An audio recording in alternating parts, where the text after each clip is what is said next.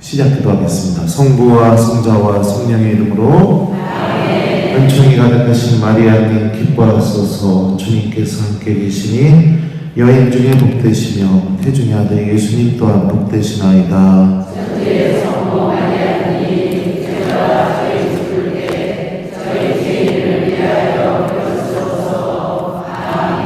성부와 성자와 성령의 이름으로. 네, 안녕하세요. 김재덕 베드로입니다. 만나서 반갑습니다.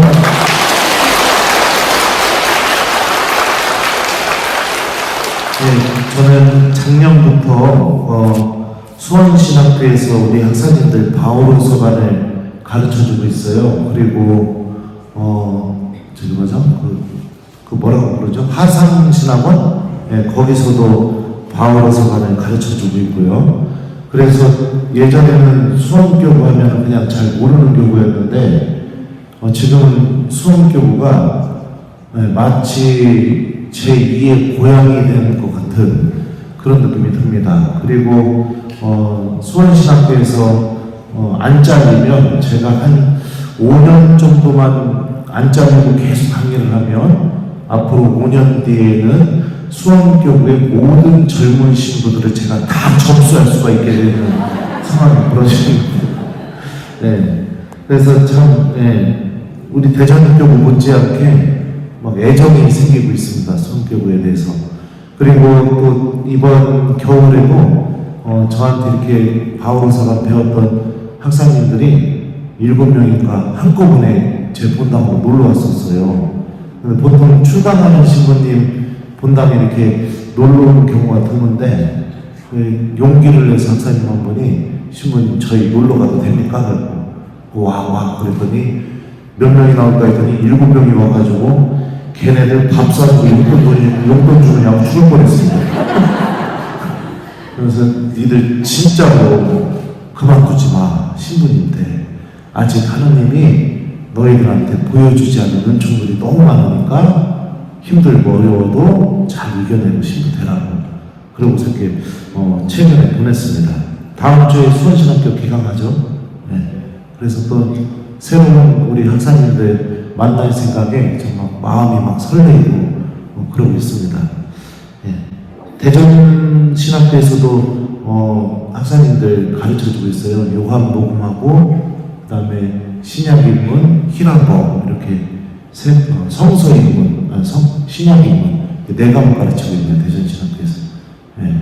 아무튼 근데 강의는 대전신학교보다 수원신학교가 훨씬 더 재밌습니다. 네. 학사님들이 더 적극적이고 그리고 자기 생각을 표현하는데 거침이 없고 그런 거 보면서 수원교구는 미래가 굉장히 밝다. 네. 대전은 어떻게 하냐면 강의하면은요, 이게 충청도라서 그런지 애들이 다 점잖해가지고 그냥 질문도 안 하고 그냥 고개만 이렇게 쳐다보고 이러고 있습니다. 오늘 이 사순특강 주제는 나를 살리는 사순식이라는 주제예요. 근데 여기저기서 이제 특강을 저한테 문의하고 저한테 이제 그거죠, 한 2달, 3달 전에 특강 주제를 달라고 해요. 근데 2달, 3달 전에 제가 강의를 준비도 안 했는데 주제를 달라고 이렇게 하니까 그게 참 저한테는 곤욕입니다. 왜냐하면 주제를 한번 줘버리게 되면은 제가 나중에 마음이 바뀌어서 강의 주제를 요걸로 해야겠다 해도 바꿀 수가 없으니까 그게 참 어려운데 그래서 이 2024년도 사순특강 제 주제는 그냥 나를 살리는 사순식이 이걸로 해버렸습니다. 그리고 그러면 그 나머지 그 강의 내용은 뭐 다 달라요. 다 다르지만 사순시기가 나를 살리는 시기가 돼야 된다. 이게 이제 전체 주제예요. 여러분들 그 사순시기가 시작되었는데 어떻게 사순시기 보내고 계세요? 그리고 여러분들 사순시기를 통해서 어떤 것이 여러분들 안에서 변화가 일어나고 있는지 모르겠습니다.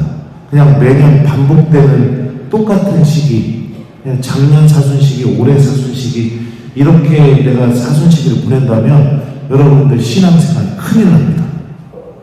큰일 나요. 예수님이 여러분들 하느님 나라에 대한 비유를 말씀하실 때 자주 사용했던 표현 중에 하나가 뭐냐면 비유의 마지막에 이런 말씀하세요. 나는 내가 누군지 모른다. 네, 나는 열심히 하나님 믿으며 살아왔는데 나는 내가 누군지 모른다. 이렇게 말씀하시거든요. 하느님 나라의 비유에서. 그리고 마태복음을 보면은 이런 표현이 나와요. 나에게 주님 주님 한다고 모두 하늘나라에 들어가는 것이 아니라 하늘에 계신 내 아버지의 뜻을 실행하는 일하야만 들어간다. 그때 많은 사람들이 나에게 와서 주님 저희가 주님의 이름으로 예언을 하고 주님의 이름으로 마귀를 쫓아내고 그러지 않았습니까? 그런데 그때 뭐라고 말씀하실 거라고했어요? 나는 너희를 알지 못한다. 이 악법을 일삼는 자들아 내게서 물러가라. 이렇게 말씀하실 거라고했어요. 그러니까 중요한 게 뭐냐면은 하나님이 나를 알아볼 수 있는 열매들을 맺어내야 우리가 나중에 하나님 나라에 가게 되었을 때 예수님이 우리에게 나는 너를 알지 못한다. 이렇게 말씀하시겠죠. 하느님이 나를 알아볼 수 있는 열매들. 여러분들은 신앙생활을 통해서 그런 열매들을 맺어내고 있습니까? 한번 생각해 봤으면 좋겠어요. 미사 한번 왔다 갔다 하는 거, 이게 하느님이 나를 알아볼 수 있는 모습일까요? 그 마태복음에 말하면 내가 주님의 이름으로 예언도 하고 주님의 이름으로 마귀들도 쫓아냈다고 그렇게 얘기합니다. 요한복음에 보면 요한복음 2장에 이런 말씀이 있어요. 제가 좀 읽어드릴게요. 2장 이제 나이 먹어서 눈이 잘 안 보여요. 2장 23절이에요. 파스카 축제 때에 예수님께서 예루살렘에 계시는 동안 많은 사람이 그분께서 일으키신 표징들을 보고 그분의 이름을 믿었다. 그러나 예수님께서는 그들을 신뢰하지 않으셨다. 이렇게 되어 있습니다. 근데 이 번역이 신뢰하지 않으셨다라고 이렇게 번역이 되어 있지만 그리스어 성경 원문을 보면요. 많은 사람들이 예수님께서 일으키신 표징을 보고 그분의 이름을 믿었다 할 때 그 믿다라는 동사가 그대로 똑같이 사용됐어요. 그러니까 직역하면은 예수님께서는 그들을 믿지 않으셨다. 이렇게 번역하는 게 더 정확한 번역이에요. 표징을 보고 믿었는데 예수님은 당신이 그렇게 믿고 있는 이들을 믿지 않고 계신 거예요. 기적만 보면서 따라가는 신앙생활, 주님은 그런 거기로부터 생기는 믿음은 당신이 믿지 않으신다는 겁니다. 더군다나 이 시제가 이 신뢰하지 않으셨다 번역된 이 동사의 시제가 그 미완료 시제 형태로 되어 있어요. 그러니까 뭐냐면은 이 믿지 않음이 과거의 어느 시점에서 시작해서 완료가 되지 않은 거예요. 그러니까 그러니까 표징만 보고서 예수님을 믿으려고 하는 사람들 계속해서 안 믿고 계시는 거예요. 이 문법적인 논리를 보면. 그러니까 이 예수님이 계셨던 그 순간부터 지금까지 계속해서 안 믿고 계신 거예요. 우리는 보통 무슨 기적이 일어나거나 아니면 내가 막 눈이 뒤집어질 것들을 막 체험하거나 이러면 막 믿음이 생긴다고 합니다. 하느님은 그렇게 해서 생기는 믿음 안 믿었어요. 안 믿었어요. 어떻게 해야 믿을까요? 요한복음 3장에 보면요, 여러분들 니코데모가 나와요.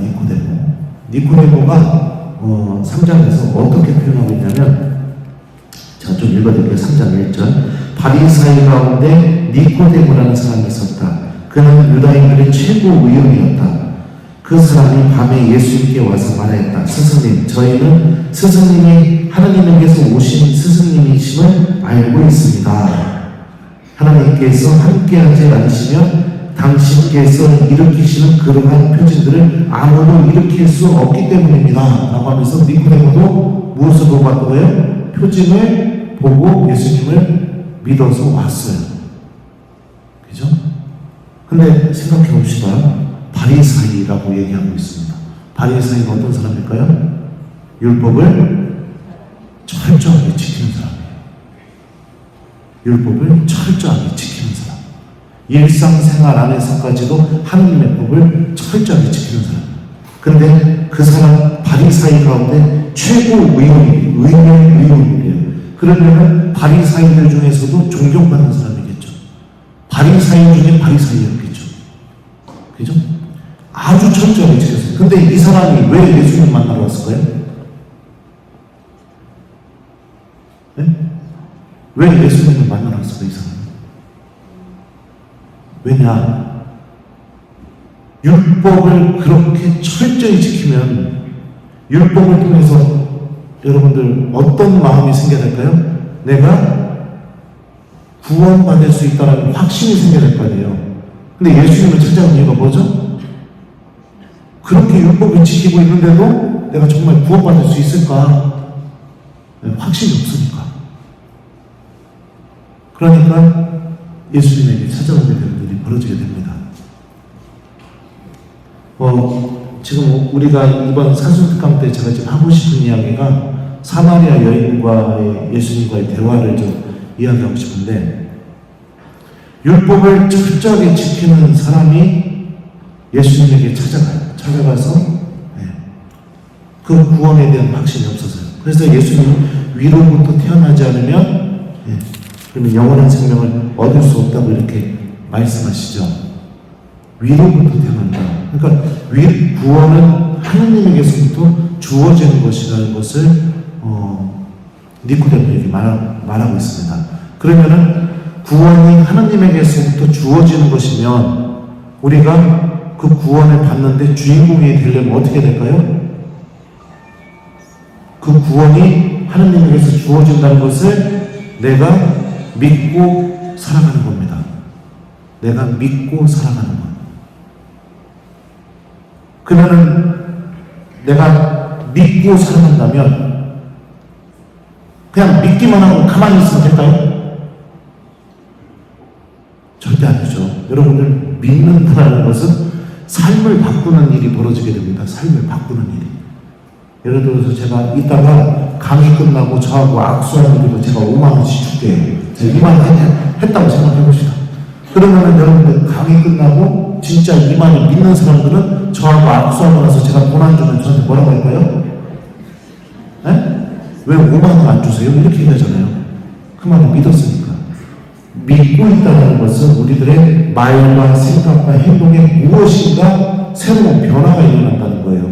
그러니까 우리가 구원이 하나님에게서부터 주어진다는 것은, 그것은 내가 믿고 있다는 것은 무엇을 의미하느냐? 내가 구원받은 사람답게 살아가는 게 중요하다는 겁니다. 구원받은 사람답게. 그러니까 미사만 왔다 갔다.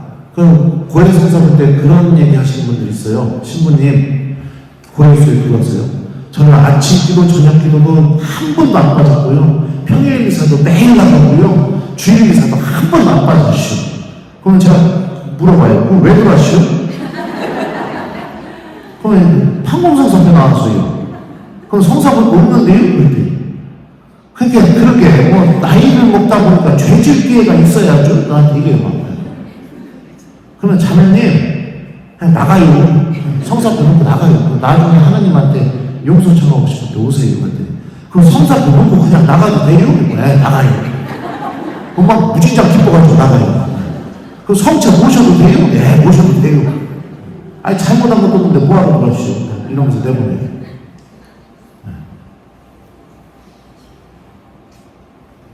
정말로 우리가 하나님 앞에서 잘못한 게 없다고 생각할 수 있을까요? 네.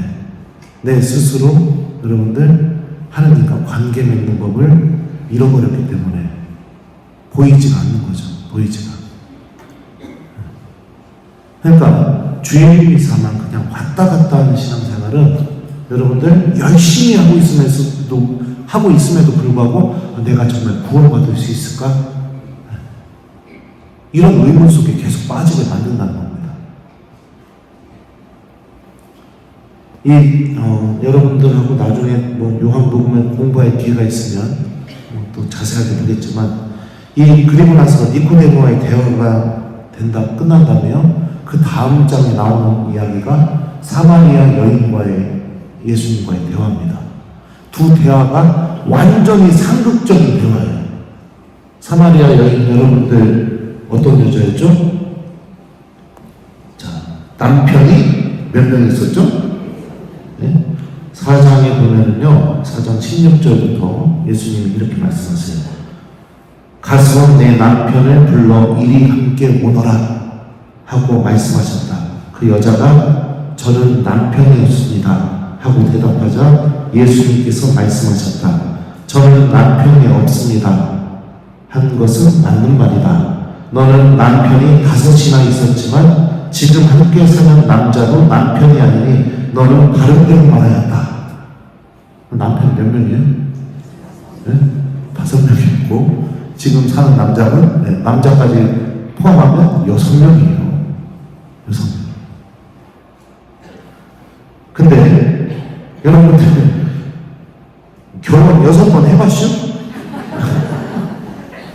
미안해요. 혹시나 또 이 부부관계에서 어려움을 갖고 있는 분들에게 또 상처가 될 수 있을지 모르겠지만 특별한 의도 없이 질문한 거예요. 제가 요즘 유튜브 하다 보니까 말 한마디, 단어 하나, 손동작 하나가 막 저한테 막 이래라 저래라 하는 경우들이 너무 많아가지고 그런 분들은 제가 댓글에 그렇게 쓰면 다 차단시켜버립니다.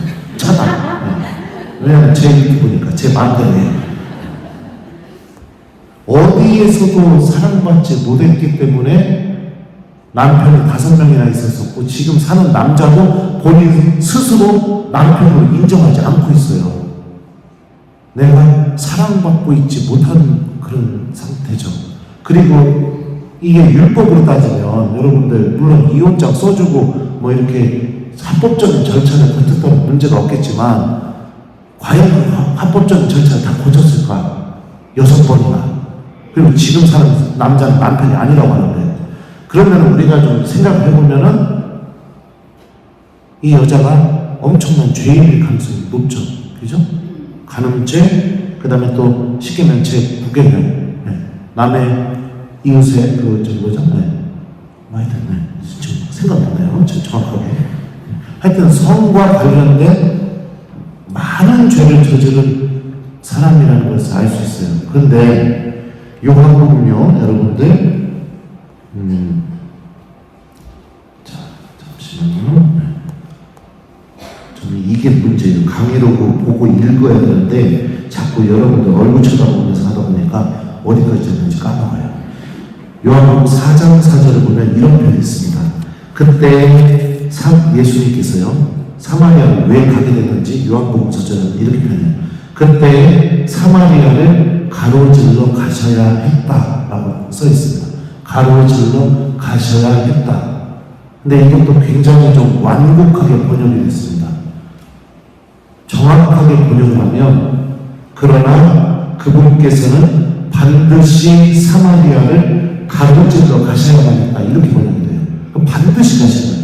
이 영어의 must의 의미가 들어있는데 여러분들 반드시 간다는 것은 목적을 갖고 가기 때문에 반드시 가는 거죠. 반드시 사마리아를 가로질러 가셔서 만난 사람이 누구예요? 사마리아 여인이에요. 예수님이 의도적으로 그 여자 만나러 갔다고 우리가 추측해 볼 수 있죠. 죄인인 여자, 더군다나 사마리아 사람. 그런데 너무 신기한 점이 뭐냐면 사마리아 여인과 예수님이 만난 장소가 어디냐? 우물가입니다. 우물가. 근데 구약 성경을 보면 우물가는 어떤 장소냐면 미래의 신랑이 될 사람과 신부가 될 사람이 만나는 장소가 우물가였어요. 아브라함의 종, 그러니까 이삭의 부인을 데리고 오려고 했던 아브라함의 종인 엘리에제르가 이삭의 부인 레베카를 만난 장소 어디예요? 우물가예요. 그 다음에 야곱과 라헬이 만난 장소도 어디예요? 우물가예요. 모세와 치포라가 만난 장소도 어디예요? 우물가예요. 그러니까 예수님이 그 죄 속에 살아가고 있는 사마리아 여인을 의도적으로 만나러 가셔서 처음으로 만난 장소가 어디예요? 우물가예요. 그러면 그 여인을 예수님이 누구로 만나주고 있어요? 1번 죄인으로 만나고 있다. 2번 사랑해야 될 대상으로 만나고 있다. 몇 번일까요? 네? 네, 맞아요. 이게 여러분들 위로부터 내려오는 구원의 모습이에요. 위로부터 내려오는 구원의 모습. 내가 어떤 죄를 저지르고 살아간다 하더라도 주님께서는 나를 사랑해야 될 대상으로, 마치 남편이 아내를 사랑하듯이 모든 것을 다 바쳐서 사랑하듯이, 동의하지 않는 표현인 것 같습니다. 네. 그런 대상으로 죄인들을 만나주고 계시다는 겁니다. 그리고 또 보면요, 사마리아 여인을 만난 시간이 요한복음에 의하면 정오라고 얘기해요.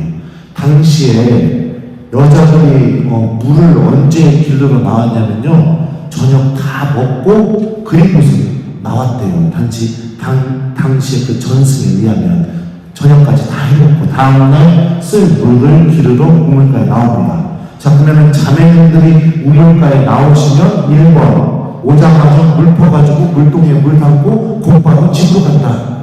2번 물동이를 내려놓고 실컷 이 얘기 저 얘기 하다가 물 담아서 간다. 몇 번이에요? 그렇죠. 그렇죠. 근데 사마리아에는 언제 물을 들어 나왔어요? 정오에. 왜 저녁 때 못 나왔을까요? 안 나왔을까요? 나타나면 어떡할까요, 사람들이? 손가락질. 저거 봐, 저거. 지난번에는 저 남자랑 살더니 이번엔 또 저 남자랑 사네. 저거 봐, 저거 봐. 이렇게 되지 않았을까요? 그죠? 사마리아 여인은 이웃들과도 단절되어 있고 죄 때문에, 그리고 하나님과도 단절되어 있는 상태였어요. 근데 예수님이 어떻게 해요?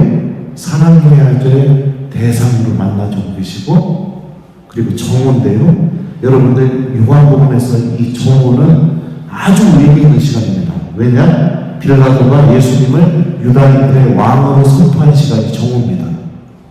메시아를 선포한 시간.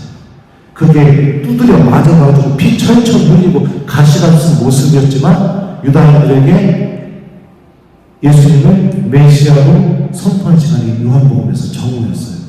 그러니까 이것과 연결돼서 우리가 생각해 본다면 그녀를 사랑해 줘야 될 신랑으로서 만나주고 계시고, 그녀를 구원하실 메시아로서 사마리아 여인을 만나주신다는 거죠. 이게 사마리아 여인의 의지로 이루어진 게 아니라 누구의 의지요? 예수님의 의지로. 반드시 사마리아를 가로질러야만 가야 한다고 하니까요. 주님께서 우리들을 이렇게 대해주고 계십니다. 죄로 인해서 우리는 모든 것이 단절됐다고 생각합니다. 실제로 죄는 그런 힘을 갖고 있어요. 아담과 하와가 여러분들 죄 짓자마자 처음으로 한 행동이 뭐냐면은 무화과 나무 잎을 엮어서 두렁이 옷을 만들어서 입은 거죠. 그러니까 죄를 짓기 전까지는 알몸이었어요. 근데 죄를 짓고 나니까 알몸을 하나님한테 보여주기가 싫어진 거예요. 그죠? 그러면 우리 생각해보죠. 알몸이, 여러분들은 알몸을 누구한테 보여줄 수 있습니까? 1번 신부님, 2번 수녀님, 3번 너무너무 사랑하는 사람들. 몇 번이에요? 네. 그럼 알몸을 보여주기 싫어졌다는 것은 어떤 것을 의미해요? 그 사랑이 없어졌다는 것을 의미해요. 그죠? 네. 내가 또 이 충청도 사투리로 저기 딴다고 해가지고서 누구한테 빨개 벗을 수 있어요? 내가 이렇게 물어봤더니 또 댓글이 달렸어요. 신부님 빨개라는 말이 거북합니다. 환장해요. 진짜 환장해요. 너무너무 환장에 미쳐버리고 있습니다. 내가 또 이 환장한다 이 표현도 제가 그냥 잘 쓰는 표현이에요. 제가 개인적으로. 그랬더니 거기다 또 댓글 달았고 신부님 환장이라는 표현이 너무너무 귀에 거슬립니다. 이래요. 상관없습니다. 다 차단하면 되니까요. 알몸이 보여주기 싫어졌다는 것은 하나님께 나의 모든 것을 보여주기가 싫어진 거예요. 우리 형제님들 예를 들어서 연애할 때는 막 휴대폰만 보여주다가 결혼하고 나서 여보 휴대폰 좀 줘봐. 왜? 막 이렇게 되면 우리 자매님들 어떤 느낌이 느껴요? 아, 내 남편이 나를 너무너무 사랑하는구나. 1번, 2번. 이것 봐야 왜 이러지? 나 원래 뭔 짓을 하나? 뭐 이런 생각이 든다. 몇 번이에요? 2번. 그렇죠. 왜 이렇게 보여줄까요? 알몸을 보여주지 않으니까. 네. 죄는 이런 힘을 갖고 있어요. 이 힘에 완전히 지배당했던 사람이 바로 사마리아 여인이에요. 그런데 주님께서 그녀를 만나러 오셨습니다. 자, 오시고 나서 예수님께서 그 여자를, 사마리아 여자를 빛으로 어떻게 꺼내시느냐, 어떻게 새로운 사람으로 완전히 변화를 시키시느냐, 이제 그 다음 이야기가 쭉 이어져요. 자, 보면요, 4장 10절은 제가 좀 읽어드릴게요. 여러분들 성경 없으시니까. 눈이 안 보여가지고. 자, 예수님께서 이제 7절부터 좀 읽어드릴게요. 마침 사마리아 여자 하나가 물을 기르러 왔다. 그러자 예수님께서 나에게 마실 물을 좀 다오 하고 그 여자에게 말씀하셨다. 제자들은 먹을 것을 사러 고을에 가 있었다. 사마리아 여자가 예수님께 말하였다. 선생님은 어떻게 유다 사람이면서 사마리아 여자인 저에게 마실 물을 청합니까? 사실 유다인들은 사마리아인들과 상종하지 않았다. 예수님께서 그 여자에게 대답하셨다. 내가 하느님의 선물을 알고 또 나에게 마실 물을 좀 다오 하고 너에게 말하는 이가 누구인지 알았더라면 오히려 내가 그에게 청하고 그는 너에게 생수를 주었을 것이다. 그러자 그 여자가 말하였다. 선생님, 두레박도 가지고 계시지 않고 우물도 깊은데 어디에서 그 생수를 마련하시렵니까? 선생님이 저희 조상 야곱보다 더 훌륭한 분이시라는 말씀입니까? 그분께서 저희에게 이 우물을 주셨습니다. 그분은 물론 그분의 자녀들과 가족들도 이 우물물을 마셨습니다. 예수님께서 그 여자에게 이르셨다. 이 우물물을 마시는 자는 누구나 목마를 것이다. 그러나 내가 주는 물을 마시는 사람은 영원히 목마르지 않을 것이다. 내가 주는 물은 그 사람 안에서 물이 솟는 샘이 되어 영원한 생명을 누리게 할 것이다. 그러자 그 여자가 예수님에게 말하였다. 선생님, 그 물을 저에게 주십시오. 그러면 제가 목마르지도 않고 그 물을 기르러 일이 나오지 않아도 되겠습니다. 좀 길은 내용인데요. 여러분들 자주 들은 말씀이니까 기억하실 수 있을 거라고 생각합니다. 예수님이 먼저 더 다가가요. 나 물 좀 줘. 그랬더니 사마리아 여인이 어떻게 하죠? 유다 사람이 어떻게 나한테 물을 달라고 합니까? 이렇게 얘기해요. 그러면서 요한복음서 저자가 유다인과 사마리아인의 관계에 대해서 설명이 났죠. 유다인과 사마리아인은 서로 상종하지 않았다고 합니다. 자, 예수님은 그 여인에게 다가가서 물 좀 주세요 하니까 그 여자가 유다 사람이 어떻게 저한테 물 달라고 하세요. 그러니까 예수님이 얘기하죠. 내가 가지고 있는 물을 네가 그게 하나님의 선물이 뭔지 알았더라면 오히려 네가 나한테 물을 청했을 거야. 얘기하니까 사마리아 여인이 어떻게 해요? 선생님이 이 인물을 만들어준 우리 조상 야곱보다 더 위대하실까? 자, 사마리아 여인이 쓰고 있는 표현을 보세요. 유다 사람, 야곱, 작고 예수님과 선을 긋는 단어들을 쓰고 있어요. 근데 예수님은 물 좀 주라. 네가 내가 갖고 있는 선물이 뭔지 알았더라면 오히려 네가 나한테 더 청했을 거야. 예수님은 계속 다가가고 사마리아 여인은 선을 긋고 있습니다. 이게 여러분들 죄 안에 있을 때 벌어지는 우리들의 모습이에요.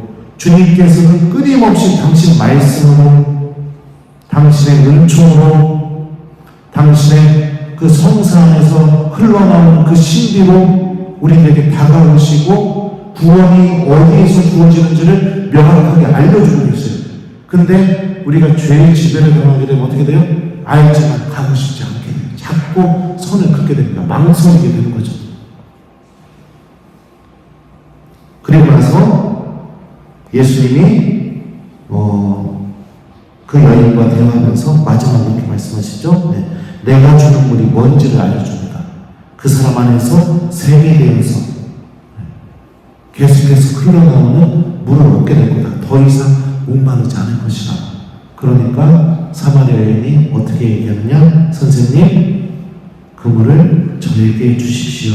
그러면 제가 목마르지도 않고 또 그 물을 기르도 여기에 나오지 않아도 되겠습니다.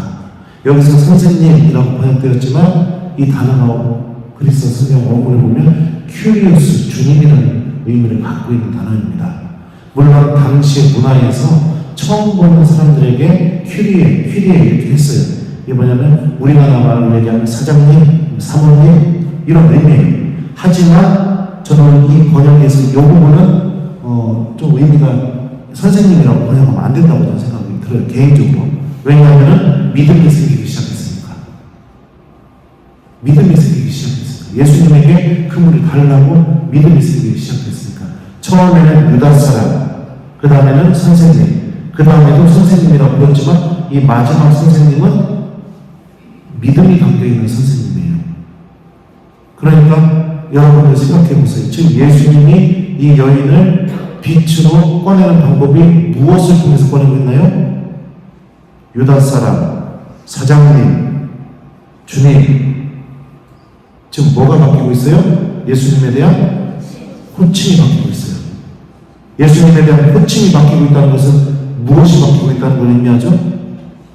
예수님이 어떤 분이신지 알아나가고 있다는 것을 의미합니다.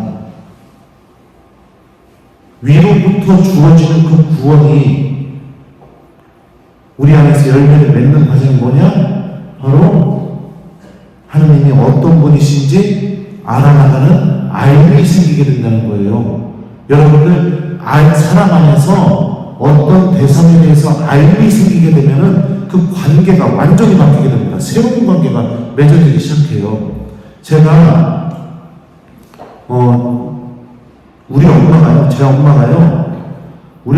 국민학교 중퇴하고 최근까지 그냥 이 못난 아들 때문에 맨날 장사만 하는 그런 여자였어요. 이름도 달순이에요, 달순. 그래서 내가 우리 술 한잔 먹고 어머니 만나면 우리 달순지 오셨습니까? 막 이러는데.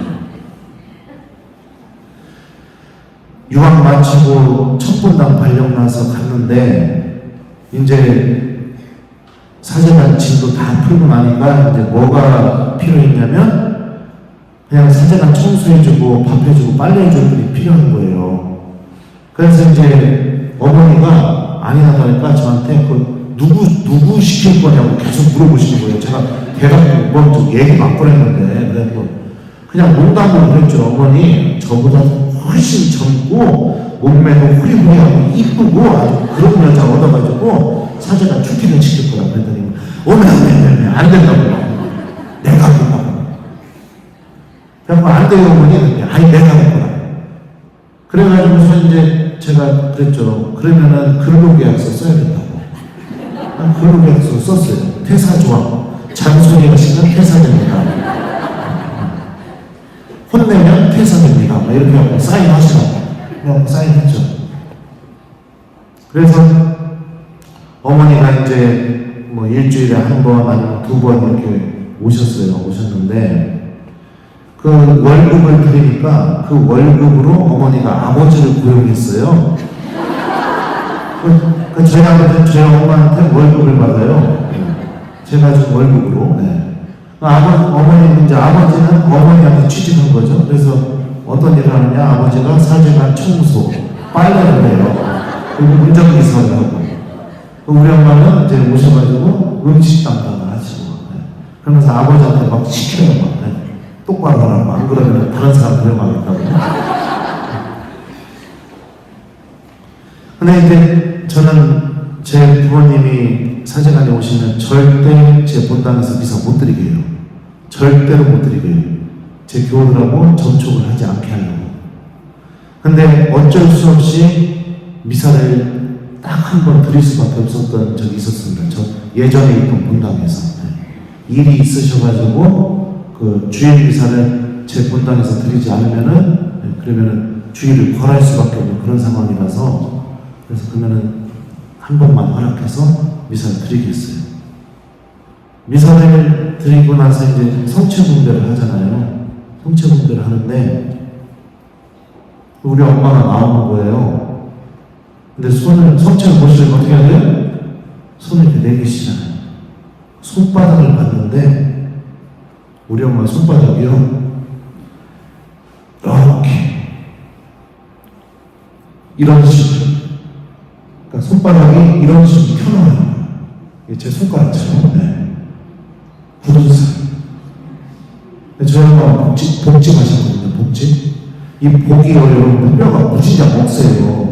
이게 한 번에 쳐서 힘 좋을 때는 한 번에 쳐서 잘라지기도 하지만 연세가 드시니까 쳐도 안 잘라지는 것 같아요. 칼을 치고 왼손으로 칼등을 눌러가지고 자르는 거예요. 그거를 얼마나 했으면 여기가 꿀룩 튀어나왔어요. 나는 근데 아들인데 그때 엄마 손바닥을 처음 본 거예요.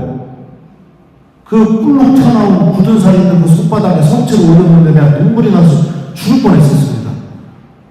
우리 엄마가 난 사제로 살게 하려고 이렇게 희생하고 고생했구나. 알미 생기고 새로운 알미 생기게 된 거죠. 그러니까 엄마한테 짜증을 들리게 되고. 네. 그리고 나서 저는 그때부터 좀 생각이 바뀌었어요. 엄마 행복하게 해줘야겠다. 그래서 명절 때는 그전에는 세뱃돈도 막 조금만 드렸는데 한 2달, 3달 전부터 이제 그 신부님들도 이제 그 생활비를 받잖아요. 생활비를 막 모아요. 모아가지고 아버지도 따로, 엄마도 따로 해가지고서 따로따로 드립니다. 그래서 엄마 이거 받으면 통장에 넣지 말고 엄마 좋아해주는 아줌마들이랑 밥도 좀 사드시고 옷도 좀 사고 그러라고. 그러면서 그렇게 드려요. 이 알미 관계가 바뀌게 만들었어요. 이 알미 행동의 변화를 일으켰어요. 이 알미 예전부터 계속해서 가져왔던 관계지만 그 관계 안에서 보지 못하는 것을 보게 만들었습니다. 그죠? 그래서 사람이 어떤 대상에 대해서 알미를 갖게 된다는 것은 그 관계가 변화를 일으킨다는 것을 의미해요. 여러분들 누군가와 내가 깊은 관계를 맺다가 어느 순간부터 그 사람에게 대해서 막 잔소리가 나오고 짜증이 나오고 막 들리지 않고 왜 그런지 아세요? 그 사람에 대한 알미 중단되어 버렸기 때문이에요. 알고 싶지가 않아진 거예요. 그러니까 상대방이 내가 무엇인가를 좀 알려주려고 할 때 짜증이 나는 거예요. 왜냐하면 알고 싶은 마음이 전혀 없어져 버렸어요. 그런 거죠. 아무튼 중요한 거는 예수님이 당신이 어떤 분이신지에 대한 알을 계속해서 사망의 여자에게 줌으로 인해서 그 여자가 비로소 눈이 뜨게 됩니다. 선생님, 그물을 저에게 주십시오. 자, 그러니까 그리고 나서 이제 마음이 열렸잖아요. 열렸는데 열리니까 예수님이 한 발짝 더 다가가요. 가서 뭐라고 하죠? 내 남편을 이리 함께 데리고 오너라. 아주 깊이 들어가시는 거죠. 그 여자의 그 죄의 근원이라고 할 수 있는 거기까지 들어가십니다. 그러니까 사마리아 여인이 어떻게 하죠? 저는 남편이 없습니다. 이렇게 얘기합니다. 다시 손을 싹 긋습니다. 마음이 열렸다가 보여주기 싫은 거. 계속해서 어둠 속에 살아가는 게 편안하니까 그 어둠 속에 잊고 싶게 만드는 그 마음을 건드리는 거, 그거를 하나님이 요구하니까 손을 다시 싹 긋고, 그러면서 어떻게 하느냐? 예배에 대한 이야기를 꺼냅니다. 선생님네는 저 산에서 예배드리고 우리는 이 산에서 예배드립니다. 이게 뭘 얘기하는 거예요? 유다인들과 사마리아인이 서로 상종하지 않는 관계에 대해서 다시 꺼내는 거예요. 다시 보여줘요. 여러분들, 이 요한복음은 참 신비로운데요. 이 죄에서 나오는 사람의 심리를 아주 잘 묘사하고 있는 거예요. 여러분들, 한 번의 회개, 물론 이것도 이루어질 수 있겠지만, 사람은 큰 죄일수록, 부끄럽고 수치스러운 죄일수록 거기서 나오는데 얼마나 망설이고, 얼마나 넘어지는지, 이거를 이 사마리아 여인을 통해서 그대로 보여주고 있죠. 알고 있어요. 구원받을 수 있다고 알고 있어요. 하지만 못 나가는 그 마음, 거기로 못 가는 마음, 가다가 다시 주춤하게 되는 그 모습, 이게 지금 다 드러나는 거죠. 그러면서 예배에 대한 이야기를 꺼냅니다. 그러니까 예수님이 다시 말씀하시죠. 참된 예배는 장소에 매인 게 아니다. 영과 진리 안에서 드리는 예배가 참된 예배다 라고 얘기하면서 지금이 바로 그때다 라고 이렇게 말합니다. 그러니까 사마리아 여인은 어떻게 하느냐? 그리스도라고 하는 분이 오시면 모든 것을 다 알려주시겠죠? 이렇게 얘기합니다. 그러니까 예수님이 뭐라고 하죠? 너와 말하고 있는 내가 바로 그 사람이다 라고 해요. 여기서 잠깐만요. 26절에 그러자 예수님께서 그 여자에게 말씀하셨다. 너와 말하고 있는 내가 바로 그 사람이다. 내가 바로 그 사람이다. 이 부분이요, 그리스어 성경을 보면은 에고 에이미 이렇게 돼 있어요. 이게 영어로 얘기하면 I am 이런 뜻이에요. 이 단어가 어디에서 쓰였냐면 탈출기 3장 14절 나는 있는 나다. 그 하나님의 이름을 표현할 때 사용했던 단어예요. 요한복음은 나다 라는 이 단어를 가지고 와서 예수님의 신성을 드러낼 때 즐겨 사용합니다. 대표적인 경우가 요한복음 8장이에요. 너희가 사람의 아들을 들어올린 뒤에야 내가 나임을 알게 될 것이고 이렇게 얘기해요. 내가 나임을, 이게 뭔 소리냐? 탈출기 3장 14절에서 계시되었던 야훼 하느님의 이름을 의미합니다. 그러니까 예수님이 하느님과 동등하신 분이라는 것을 알게 될 거다 이렇게 이야기하시죠. 그러니까 여기서 예수님이 당신의 모습을 온전히 다 드러내고 계십니다. 이러고 나니까 사마리아 여인 안에서 어떤 변화가 일어났을까요? 물동이를 집어 던져버리고 동네 사람들에게 갑니다. 그리고 나서 사마리아 인들에게 사마리아 여자가 뭐라고 얘기하냐면요, 이렇게 얘기합니다. 이제 안경 하나 해야겠네요. 39절이요. 그 고을에 사는 많은 사마리아인들이 예수님을 믿게 되었다. 그 여자가 저분은 제가 한 일을 모두 알아맞혔습니다 하고 증언했기 때문이다. 이 부분 아닌데. 미안해요. 여기입니다. 자, 29절입니다. 제가 한 일을 모두 알아맞힌 사람이 있습니다. 와서 보십시오. 그분이 그리스도가 아니실까요?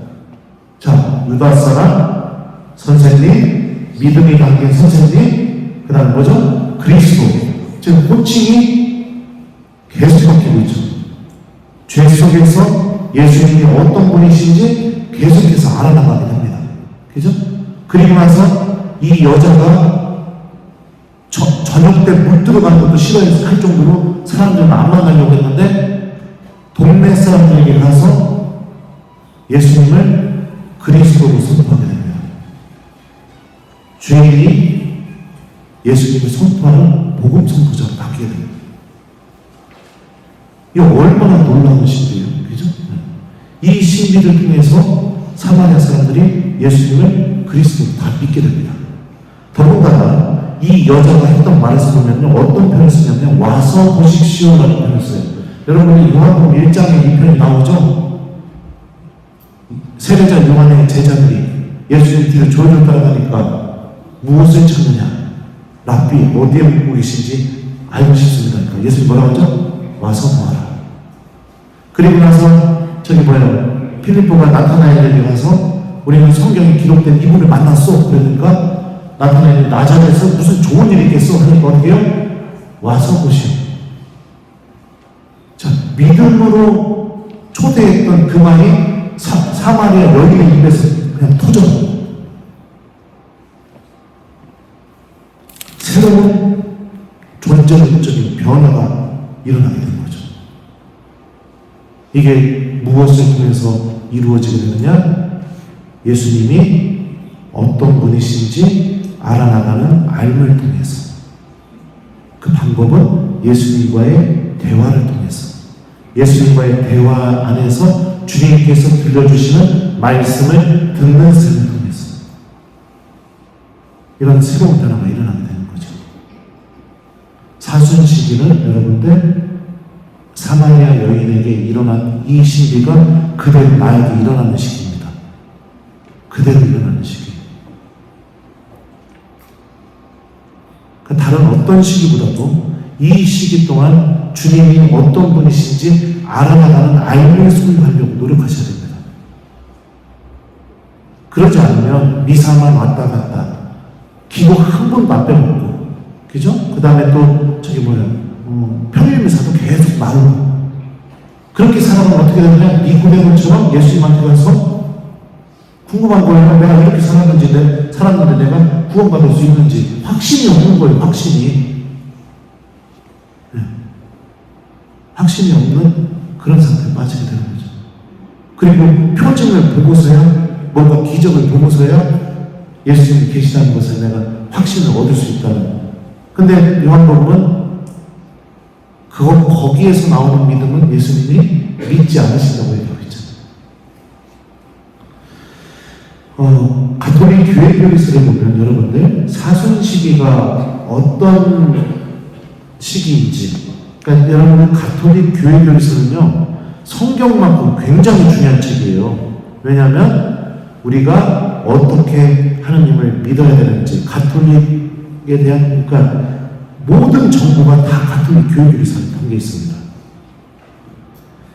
거기 보면 제가 이 교우들에게 사순시기 뭐하는 시기에 물어봤을 때 대답하는 교우들이 아무도 없었어요. 정답을 맞히는 교우들이. 회개하는 시기요, 참여하는 시기요. 네, 아니에요. 사순시기.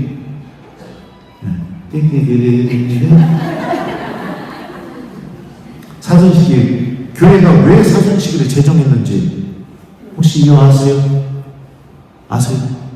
아시는데 뭐 줄 겁니다. 뭐 줄 거야? 찾기 줄까? 뭐 줄 거야? 가톨릭 교회교리서 540항에 보면은 이렇게 나옵니다. 예수님께서 겪으신 유혹은 하나님의 아들이 어떤 식으로 메시아이신지를 보여준다. 그것은 사탄이 제시하는 것이나 사람들이 그분께 기대하는 것과는 전혀 다르다. 이 때문에 그리스도께서 우리를 위하여 유혹자를 이기셨다.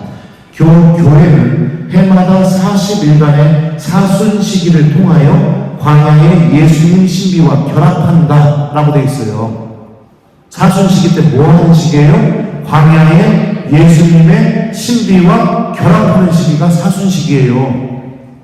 그러면 광야의 예수님의 신비가 뭐죠? 악은 존재한다. 악은 대상을 가리지 않고 유혹한다. 예수님 유혹했잖아요. 그죠? 근데 이 모든 악으로부터 승리할 수 있는 방법이 뭐죠? 예수님이 어떤 방법으로 유혹을 물리치셨죠? 성경에 기록되어 있다. 하나님 말씀을 듣고 기억하는 삶은 모든 악의 유혹으로부터 우리를 보호해 줄 수 있다. 그리고 예수님이 여러분들 광야에서 유혹 딱 끝내자마자 악에서 승리하고 나서 갈릴레아에 가셔서 뭐라고 말씀하십니까? 때가 차서 하느님의 나라가 가까이 왔다. 회개하고 복음을 믿어라. 말씀을 믿으라고 예수님이 이야기하고 있잖아요. 사순 시기는요, 여러분들, 그 어떤 시기보다도 하나님의 말씀을 내가 듣고 그 말씀을 믿고 말씀을 통해서 사마리아 여인을 빛으로 꺼내셨던 것처럼 그 신비가 내 안에서 이루어지게 하는 시기가 사순 시기인 겁니다. 예수님에 대한 알을 그동안 중단해 왔다면 이 사순 시기 동안 하나님 말씀을 통해서 내가 예수님에 대한 새로운 알을 알아나가는 시기. 이 알미 생기게 되면 어떤 일이 벌어지게 될까요? 회개가 이루어지게 됩니다. 회개가. 이 회개한다라는 이 말이요, 그리스 말로 보면 메타노에오라고 해요. 메타라는 단어는 영어의 with예요, with. 어떤 것과 함께. 노에오, 영어로 얘기하면 to think. 미안해요, 이게 발음 그래서. to think. 생각하다. 어떤 것과 함께 생각하다. 이런 의미예요. 하나님 말씀과 함께 생각할 때 회개가 시작되는 겁니다. 근데 많은 신앙인들은 이걸 하지 않아요. 그럼 어떡하죠? 결심해요. 사순식이니까 뭐 해야 된다. 사순식이니까 뭐 해야 된다. 말씀과 함께 생각이 일어나서 그 말씀이 나를 움직이고 내 민낯을 보게 하고 그럼에도 불구하고 반드시 나에게 찾아오시는 예수님을 바라보고 이런 게 전혀 없이 사순식이니까 뭐를 해야겠다. 이러니까 결심하니까 며칠 가요? 예? 한 이틀 갈라나요? 그렇게 되는 거예요. 마치 요나가 니네베에 가서 40일이 지나면 니네베는 무너진다 라고 하나님의 말씀을 전하게 되었을 때 니네베 사람들이 어떻게 했어요? 요나가 전한 그 말씀과 함께 내 자신을 비추어 보니까 내가 이렇게 살다가 하나님 만나면 나 큰일 나겠구나. 난 그분이 누군지 전혀 알지를 못하는데 내가 살아온 삶이 하나님을 믿는다고 하면서 하나님과 아무 상관없이 살아온 게 더 많은데 예수님이 심판의 기준이 뭐라고 했죠? 가장 작은 형제에게 주게 나에게 준 것이다. 이걸로 우리 심판한다고 했어요. 나는 내가 갖고 있는 거 모아놓고 쌓아놓고만 살려고 했지 구원받으려고 나눠줘 본 적이 없는데 큰일 났구나. 40일이 지나면 내가 죽어서 하나님을 만난다니. 어떻게 해요? 그러면서 자연스럽게 그 말씀과 함께 생각하다 보니까 어떤 일이 벌어지게 됩니까? 단식하게 되고 자루옷을 입고 머리에 죄를 뒤집어 쓰고 하나님한테 살려달라고 하게 되잖아요. 이게 회개라는 겁니다. 이게. 그러니까 여러분들 결심하지 마세요. 결심하지 마시고 이 사순시기 동안 사마리아 여인에게도 찾아왔다면 여기 남편이 6명 있는 사람 이슈? 네? 이슈 없슈? 네, 왜 또 충청도 사람도 있으시나요? 그러면 여러분들은 사마리아 여인보다 훨씬 더 나은 조건이에요. 훨씬 더 사랑받을 수 있는 조건이에요, 하나님한테. 그죠? 그런 여자에게도 예수님이 반드시 찾아오셨는데, 이렇게 살아가고 있는 나에게도 반드시 찾아오시겠죠. 그러면은, 어떻게 해야 돼요? 내가 사마리아 여인이 예수님의 말씀을 들었던 것처럼, 말씀을 들으시면 됩니다. 그리고 사마리아 여인이 예수님과 대화했던 것처럼 여러분도 예수님과 대화하는 시간을 가지시면 돼요. 어떻게 대화해야 돼요? 단둘이 성찬에 앉아서 주님 말씀 읽고 그 말씀 기억하면서 예수님과 대화하는 시간을 가지시면 돼요. 그러면 그 말씀을 통해서 예수님이 당신이 어떤 분이신지를 계속해서 알려줄 겁니다. 그러면 내가 어떤 삶을 살았던지 간에 내 안에서 새로운 변화가 일어나게 될 거예요. 이런 일이 꼭 벌어져야 돼요. 이런 일이 벌어지지 않으면 여러분들 큰일 납니다. 큰일 나요, 진짜. 큰일 나요. 말씀이 여러분들을 움직여서 열매를 맺게 만들어야 돼요. 하나님 만났을 때 한번 상상을 해보세요. 나는 네가 누군지 모른다. 주님이 이렇게 말씀하시면 어떨 것 같아요? 난 막 눈물 나서 죽을 것 같은데 막. 왜 몰라요, 예수님? 난 미사도 했잖아요. 왜 몰라요? 네.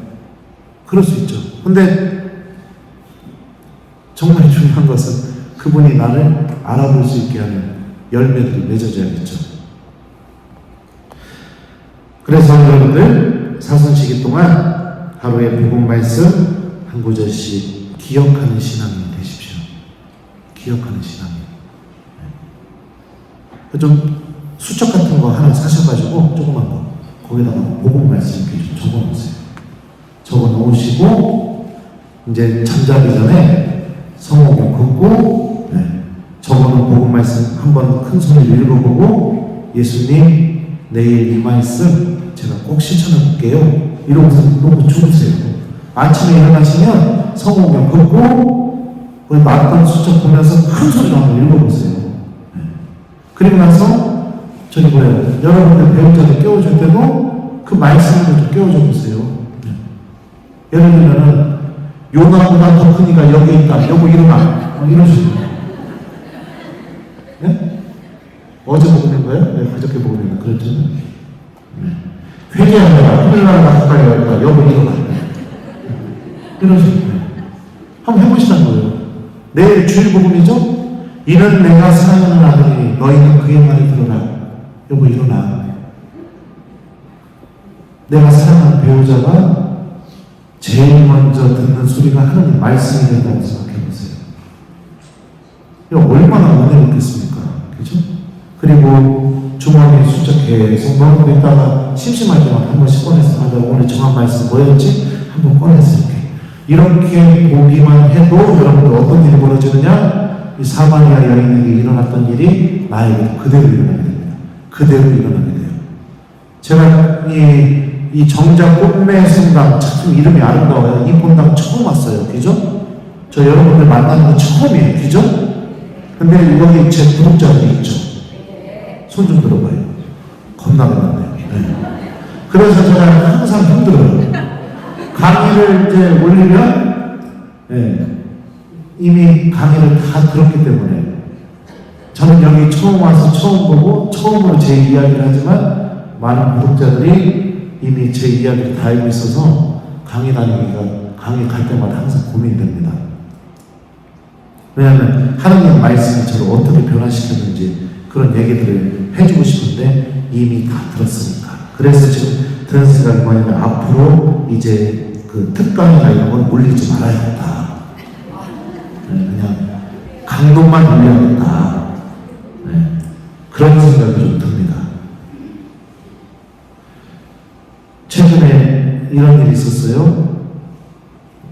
저희 본당에서 내비로 검색해 보니까 한 3시간에서 3시간 반 정도 걸리는 본당이었어요. 전화가 왔어요. 한 50명밖에 안 된대요. 오셔가지고 미사도 좀 해주시고 강의도 좀 해주시고 안수도 좀 해달라는 겁니다. 내비로 검색을 해보니까 겁나 멀어요.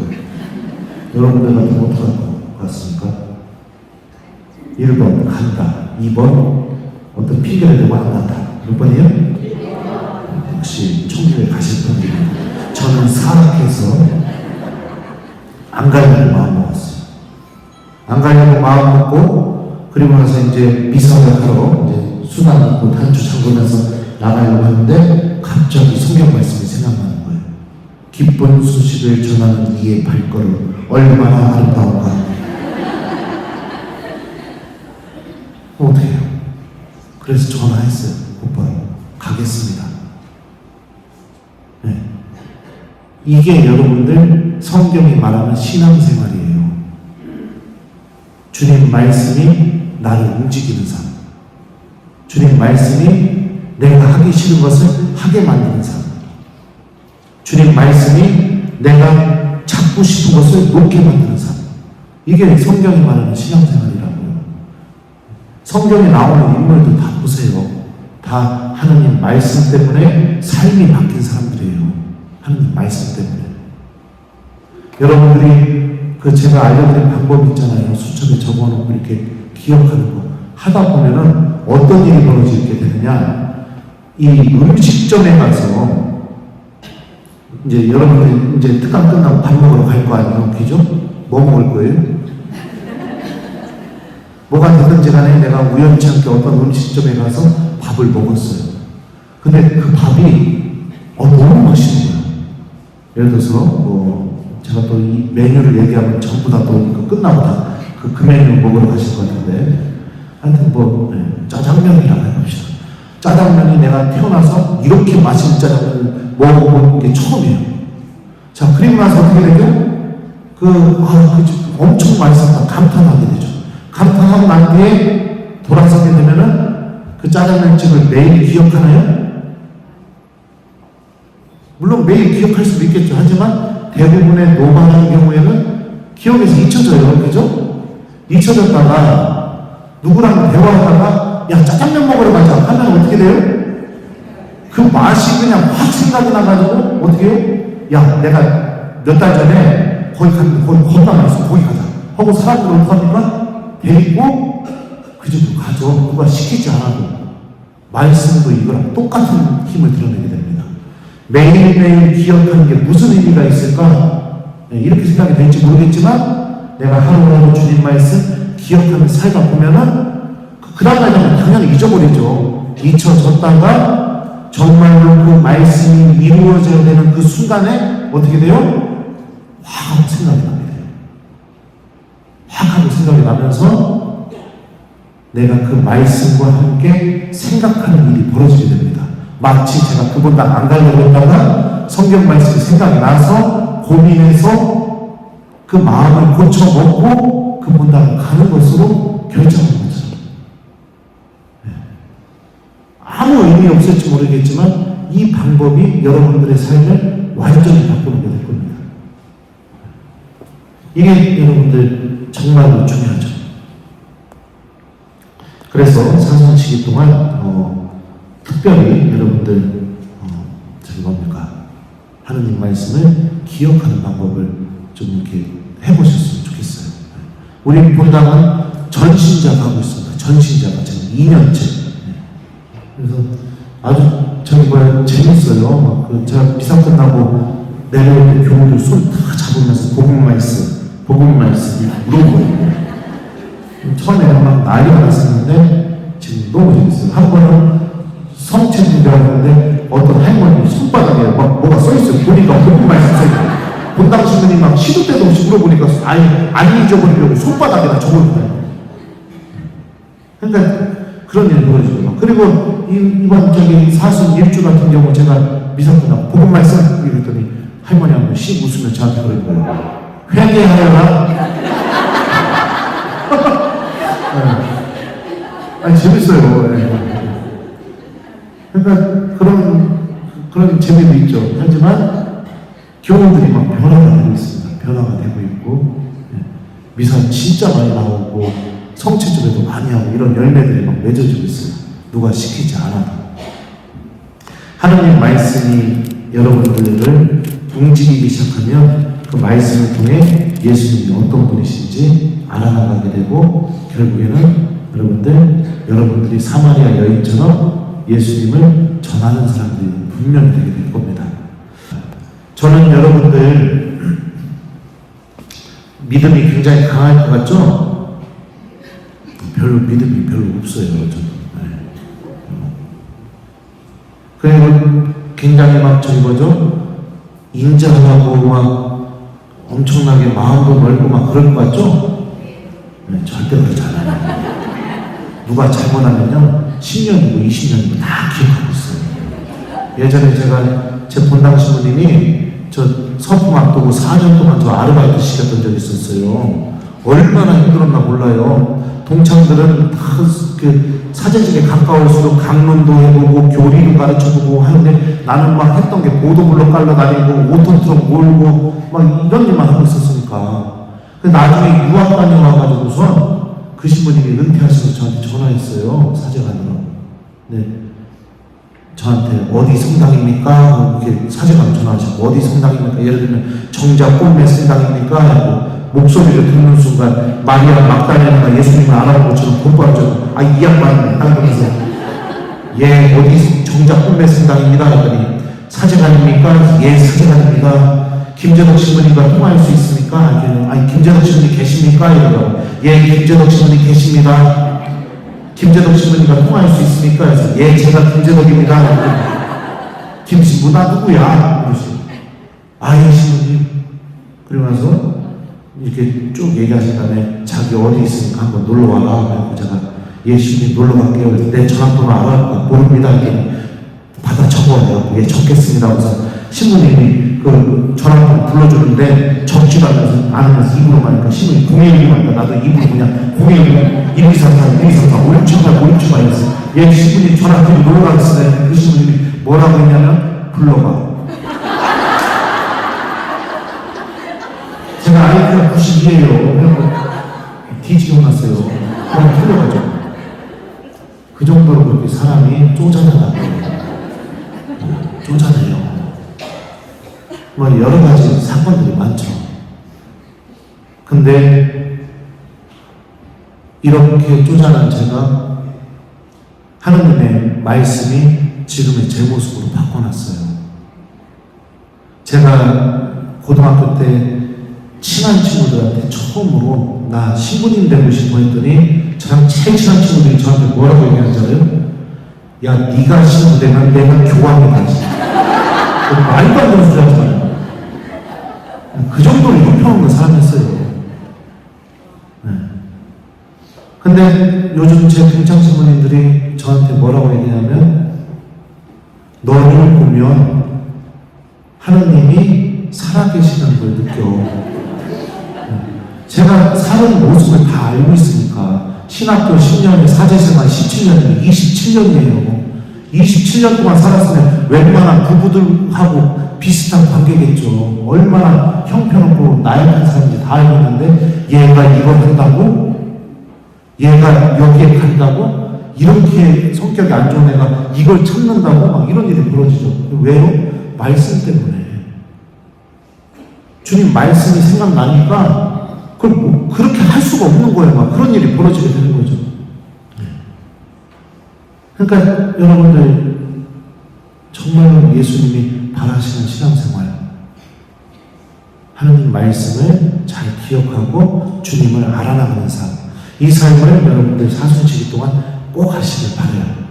그래요. 그러면 이제 약속한 시간이 이제 다 지났습니다. 그래서 여러분들 부족한 저를 불러주셔서 감사하고 기억하세요. 예수님은 여러분들 절대로 포기하지 않습니다. 반드시 오셔서 당신이 어떤 분이신지 알려주고 계십니다. 미사 때마다 말씀으로 여러분들 기도 시간 안에서 여러분들의 이웃들을 통해서 마음의 문을 두드리고 나같이 살아온 사람도 예수님 사랑의 대상이라고 주님께서 알려주세요. 이거를 내가 알아들을 수 있는 유일한 방법이 뭐냐? 듣는 것. 들음이 생기게 될 때 이 예수님의 이 사랑을 내가 체험할 수 있게 될 겁니다. 사순 시기는 들음을 회복하는 시기. 그래서 들음이 회복된 이 시기가 나를 살릴 수 있는 시기. 이 시기가 나를 살릴 수 있어야 됩니다. 그래서 이 나를 살리는 이 시기를 잘 보내셔서 여러분들 부활 미사 때 마리아 막달레나 그러잖아요. 제가 주님을 배웠습니다.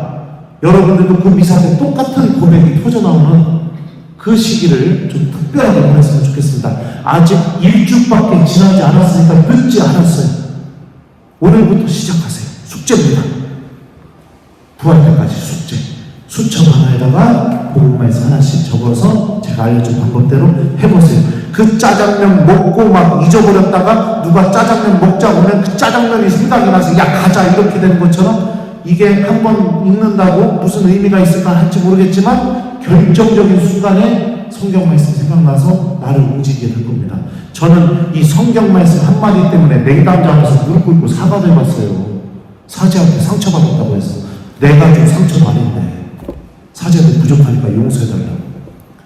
그 하나님 말씀 한 구절 때문에 가기 싫은 것도 가게 되고, 그 하나님 말씀 한 구절 때문에 내가 먼저 가서 미안하다고 얘기하고, 그렇게 되더라고요.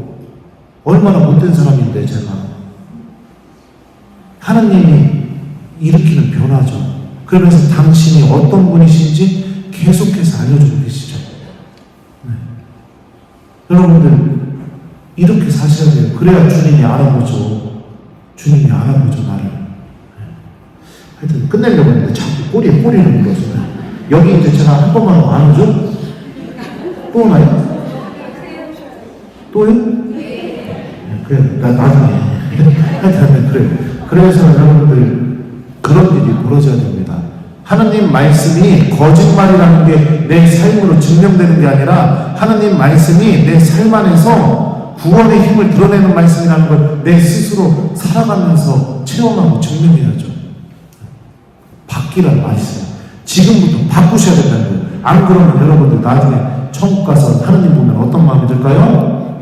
다 같이 따라 하시죠. 환자에서 죽어버린다. 그럴 거예요. 네. 그럴 거란 말이에요. 진짜로.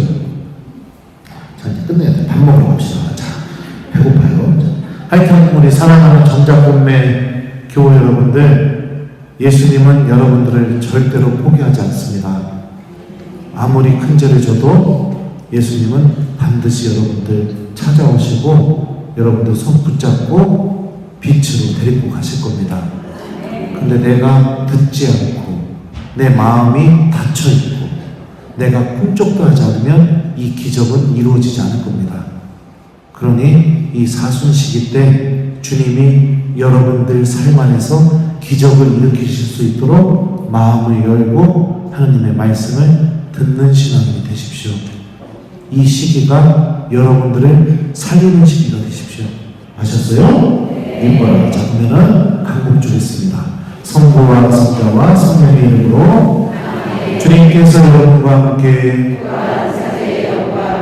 전능하신 천주 성부와 성자와 성령께서는 여기는 저희 모두에게 강복하소서. 지금까지 부족한 강의 들어주셔서 감사합니다.